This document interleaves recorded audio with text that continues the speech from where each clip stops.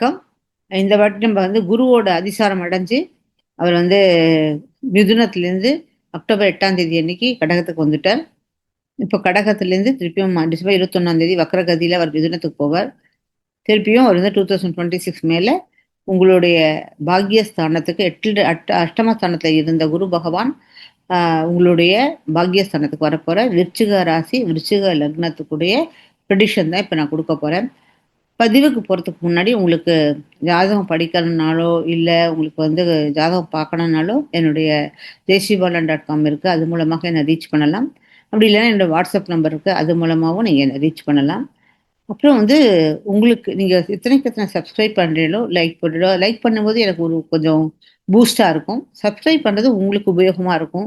ஏன்னா நான் எந்த பைசாவும் இல்லாம, சார்ஜும் இல்லாம உங்களுக்கு மிக அருமையான ஒரு எல்லாவித பாயிண்ட்லேருந்தும் எப்படி கோணங்கள்லேருந்து எப்படி பார்க்கணும், ஜாதகத்தை எப்படி படிக்கணுங்கிறத மிக நம்ம இது நடைமுறை தமிழ்ல உங்களுக்கு நான் பேசுறது மிகவும் அழகா உங்களுக்கு புரிஞ்சுக்கணும். ஜாதகம் கத்துக்க ஆசைப்படுறவங்களுக்கு மிக யூஸ்ஃபுல்லா இருக்கும்.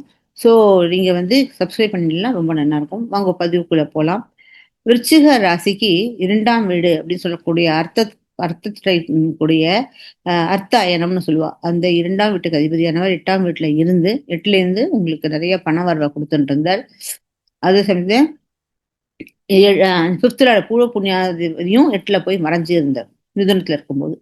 இப்போ உங்க பாக்கியத்தை ஓபன் பண்ண போறார். ஏன்னா 5th லார்ட் பூர்வ புண்ணியஸ்தானாதிபதி சுபர் சுபகரத்துல எக்ஸால்டேஷன் ஆகி அவர் 5ஆம் பார்வையாக உங்க ராசி உங்க லக்னத்தை வேற பார்க்க போறார்.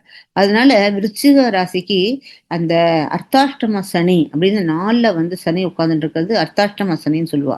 அஷ்டம சனியில எத்தனை கஷ்டப்படுறோமோ அதுல பாதியாவது நமக்கு இது 4வது வீட்டுல சனி இருக்கும்போது, கேந்திரத்து சனி இருக்கும்போது நம்ம கஷ்டப்படுவோம் அப்படிங்கிறது ஒரு இது டிக்டம்.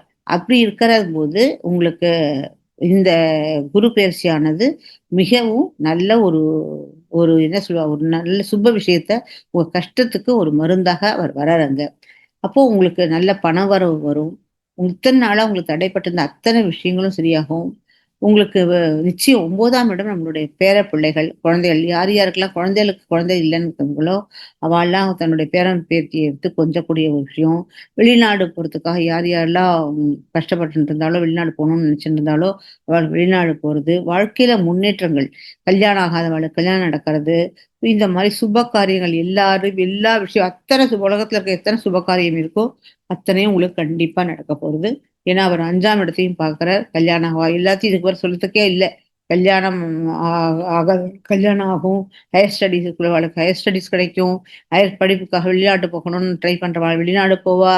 அப்புறம் வயதானவர்களுக்கு யாத்திரா வெளியில் ஊருக்கு தான் யாத்திரை தான் போவா இல்லையா, சேத்ராடனம் போறது, அதுக்கப்புறம் பேரம்பேத்தியை பார்க்கறது, இந்த மாதிரியான எல்லாமே ப்ரமோஷன். 2வது யார் யாருக்கு 5ஆம் இடத்தவர் குரு பார்வை, குரு இருக்கிறத விட குருவை பார்வை பூர்வ புண்ணிய ஸ்தானத்தை பண்ணும்போது யார் யாருக்கெல்லாம் ப்ரமோஷன் வேணுமோ ப்ரமோஷன் கிடைக்கும். குழந்தை இல்லாத குழந்தை பிறக்கும்.